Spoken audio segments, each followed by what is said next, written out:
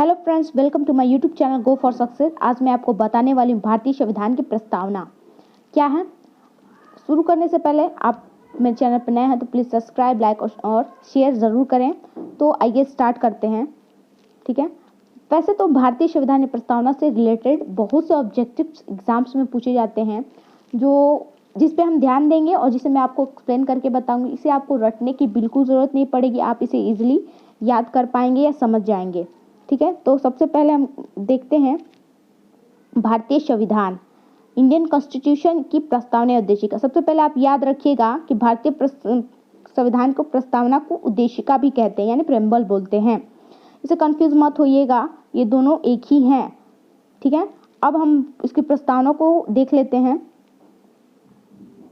हम भारत के लोग भारत को एक संपूर्ण प्रभुत्व, यहाँ पे आप 5 चीजें अभी याद कर लीजिएगा, आगे आपको समझने में आसान हो रहेगी। हम भारत के लोग भारत को एक संपूर्ण प्रभुत्व संपन्न समाजवादी धर्मनिरपेक्ष लोकतांत्रिक गणराज्य, ये मोस्ट इंपॉर्टेंट है, ये संविधान, ये प्रस्तावना का स्वरूप है, आप इसे याद रखिएगा। ठीक है, बनाने के लिए इसके समस्त नागरिकों को सामाजिक, आर्थिक, राजनीतिक न्याय, विचार, अभिव्यक्ति, धर्म, विश्वास और उपासना की स्वतंत्रता, प्रतिष्ठा, अवसर की क्षमता प्राप्त कराने के लिए तथा व्यक्ति की गरिमा, राष्ट्र की एकता तथा अखंडता सुनिश्चित करने वाला बंधुत्व बढ़ाने के लिए दृढ़ संकल्पित होकर अपनी इस संविधान सभा में आज दिनांक 26 नवंबर 1949 को वेद द्वारा इस संविधान सभा को अंगीकृत, अधिनियमित और आत्मर्पित करते हैं। यानी कि इसे अंगीकृत, अधिनियमित और आत्मर्पित किया गया, यानी कि इस पर हस्ताक्षर हो चुके हैं, यह पूर्ण रूप से बन चुका है, बट इसे लागू नहीं किया गया। इसे 26 नवंबर 1949 को सिर्फ हस्ताक्षर हुए थे, यह लागू नहीं हुआ था। लागू कब हुआ था मैं आगे आपको बताती हूँ। तो ये हो गया हमारा। अब हम आगे बढ़ते हैं कि प्रस्तावना ही क्यों कहते हैं। प्रस्तावना को प्रस्तावना क्यों कहते हैं, इससे रिलेटेड बात ये भी है कि 13 दिसंबर 1946 को पंडित जवाहरलाल नेहरू जी ने संविधान सभा में एक उद्देशिका पेश की। उद्देशिका में ये था कि हम किस तरह का संविधान बनाना चाहते हैं। उनका जो प्रस्ताव था उसे संविधान सभा के अंतिम चरण में स्वीकार कर लिया गया, इसे प्रस्तावना कहते हैं। अब हमारा आगे है कि भारतीय संविधान को कब पारित या अंगीकृत किया गया। तो ये क्वेश्चन आप बहुत मोस्ट इंपॉर्टेंट है, जिसमें बहुत लोग कंफ्यूज होते हैं, मैं भी भूल जाती थी, लेकिन अब आपको सिर्फ क्वेश्चन समझना है, आपको आंसर इजीली याद रहेगा।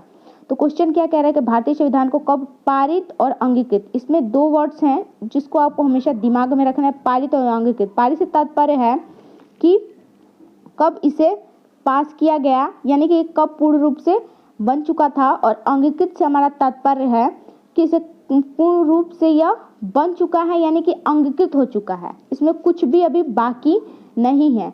तो पारित अंगीकृत से हमारा तात्पर्य है, यानी कब पारित किया गया। तो यह कब पारित किया गया, 26 नवंबर 1949 को भारतीय संविधान को पारित अंगीकृत किया गया। अब हमारा दूसरा क्वेश्चन इसी से रिलेटेड पूछा जाता है कि भारतीय संविधान को कब लागू किया गया, यानी कि पारित नहीं पूछ रहा, लागू मतलब कब लागू हुआ, कानून रूप बन चुका था या पूरे देश पे ये लागू किया जा चुका था। तो इसे हमारा गणतंत्र दिवस, यानी कि इसे 26 जनवरी 1950 ईस्वी को पूरे भारत में लागू कर दिया गया, यह कानून बन चुका था। और इस एक बात और याद रखेंगे, हमारा भारतीय संविधान सर्वे सर्वा है, यानी कि हमारे भारतीय संविधान प्रत्येक व्यक्ति, ना यहाँ पर राष्ट्रपति, ना ही राष्ट्रपति, ना शासनाध्यक्ष, ना ही प्रधानमंत्री, ना ही न्यायपालिका, ना ही न्यायाधीश, कोई भी बड़ा नहीं है। भारतीय संविधान सर्वोपरि है, सबसे बड़ा है। अब हम बात करेंगे भारतीय संविधान की सूत्र की। तो भारतीय संविधान का सूत्र क्या है, सूत्र यानी कि what is the resource of Indian constitution. तो उसका सूत्र कौन है। भारतीय संविधान आखिर बनाना ही क्यों पड़ा, हमें जरूरत क्यों पड़ी, क्योंकि हमें भारतीय जनता के कारण, यानी कि हम इसके कारण हैं। भारतीय जनता सूत्र क्या है, भारतीय संविधान का सूत्र या कारण क्या है, भारतीय जनता के लिए ही बना है। ठीक है, तो आप इसे हमेशा याद रखिएगा। अब हम आगे बढ़ते हैं संविधान का स्वरूप। तो संविधान का स्वरूप में मैंने आपको पहले ही प्रस्तावना में बताया था पढ़ के, कि आपको 5 अंडरलाइन करके बताया था। संपूर्ण प्रभुत्व संपन्न, यानी फुल डोमिनेशन, इसका तात्पर्य है, इसको मैं अभी परिभाषित करती हूँ। इसका तात्पर्य ये है कि भारत आंतरिक व बाहरी भारत आंतरिक व बाहरी दोनों क्षेत्रों में पूर्ण स्वतंत्र है। यह अंग्रेजी शासन से मुक्त हो चुकी है और यह अब किसी के दबाव में नहीं है। यह पूर्ण रूप से संप्रभु है, संपूर्ण प्रभु राष्ट्र हो चुकी है। अब दूसरा हमारा है समाजवादी यानी सोशलिस्ट। सोशलिस्ट से तात्पर्य है यूरोपियन समाजवाद से बिल्कुल भी नहीं है। यूरोपियन समाजवाद क्या था? वर्ग संघर्ष का सिद्धांत है समाजवाद। वह यहाँ वर्ग संघर्ष से तात्पर्य हमारा है कि एक गरीब और दूसरा अमीर के बीच संघर्ष होगा तो समाजवादी की स्थापना होगी है, समानता की स्थापना होगी। बट हमारे यहाँ का समाजवाद से तात्पर्य है लोकतंत्र या गांधीवादी समाजवाद से। यहाँ पे आपसी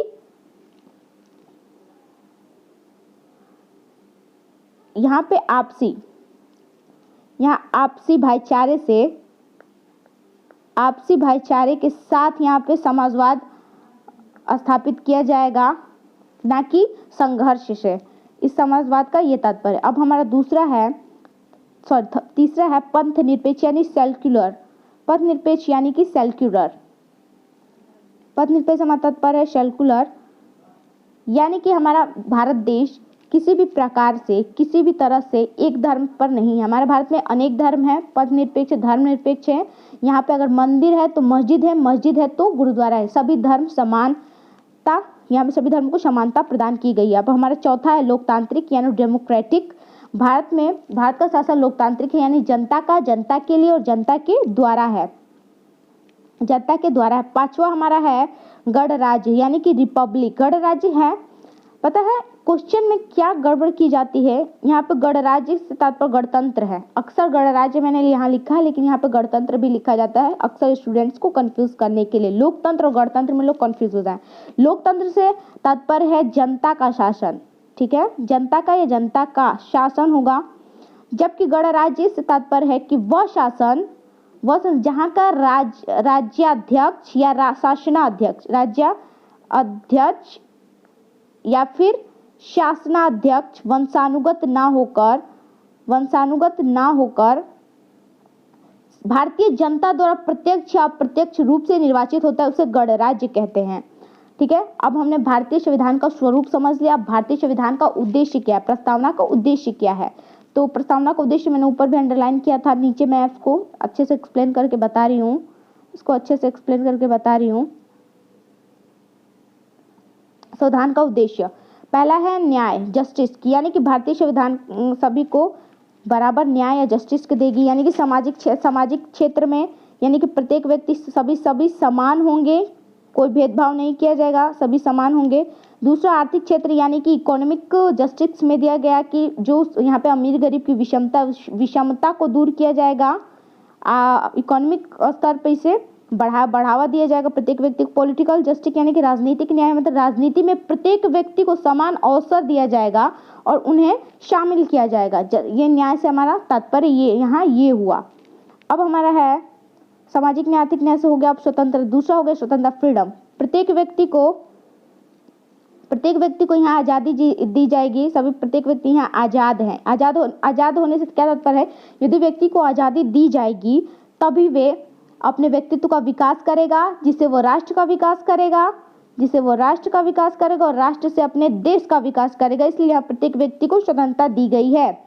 अब हमारा तीसरा है समता यानी कि इक्वलिटी, समानता। प्रत्येक व्यक्ति को समानता प्रदान की गई। कोई व्यक्ति धर्म, जाति, लिंग भेद के आधार पर किसी से असमानता का भेदभाव नहीं किया जाएगा। सभी व्यक्ति यहाँ पे समान होंगे भारतीय संविधान के अनुसार।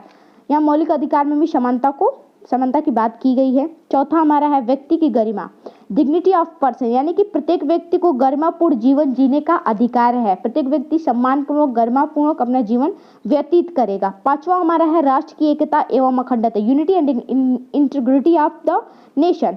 राष्ट्र की एकता एवं अखंडता से तात्पर्य है कि यहाँ राष्ट्र की एकता को बनाए रखना और अखंडता को बनाए रखना। भारत में प्रत्येक धर्म है, प्रत्येक यहाँ पे संस्कृति, भाषा बोली जाती है, यहाँ पे लोक नृत्य, बहुत चीज़ें अलग अलग हैं। इसलिए भारत अखंडता और एकता को बनाए रखना है।